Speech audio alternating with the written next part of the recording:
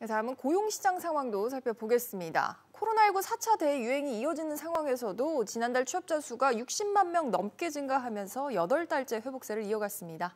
이 소식도 들어보겠습니다. 최나리 기자. 네, 최나리입니다. 네, 지난달 취업자 수 구체적으로 얼마나 늘었을까요?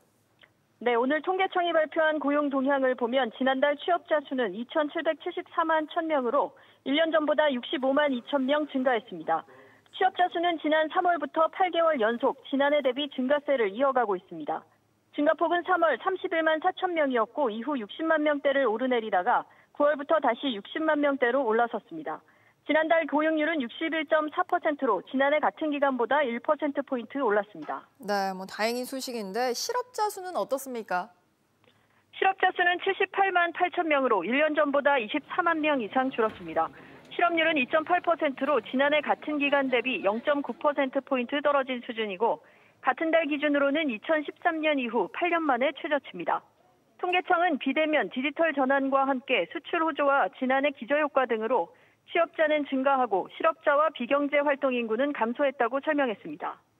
그럼 이런 고용 회복세가 모든 계층에서 좀 고르게 일어나고 있다, 이렇게 볼 수 있습니까? 그렇지는 않습니다. 도소매업, 제조업과 자영업 고용 상황은 지난해보다 여전히 나아지지 않았는데요. 업종별로 보면 도소매업은 11만 명 이상 줄었고 제조업은 13,000명 감소하면서 석 달 연속 줄었습니다. 고용원이 있는 자영업자도 2만 6천 명 감소했습니다. 연령별로는 30대 취업자 수가 유일하게 줄었는데 20개월째 감소세가 이어지고 있습니다. 취업시간별로는 36시간 이상 취업자 수가 20% 넘게 감소한 반면 36시간 미만의 단시간 취업자 수는 90% 넘게 늘어 고용의 질적 측면의 회복세는 아직 불투명한 것으로 보입니다. 홍남기 경제부총리는 자신의 SNS를 통해 지난달 취업자 수가 코로나 전 대비 99.9%까지 회복했다면서도 고용 취약층을 더 살피겠다고 밝혔습니다. SBS 비즈 최나리입니다.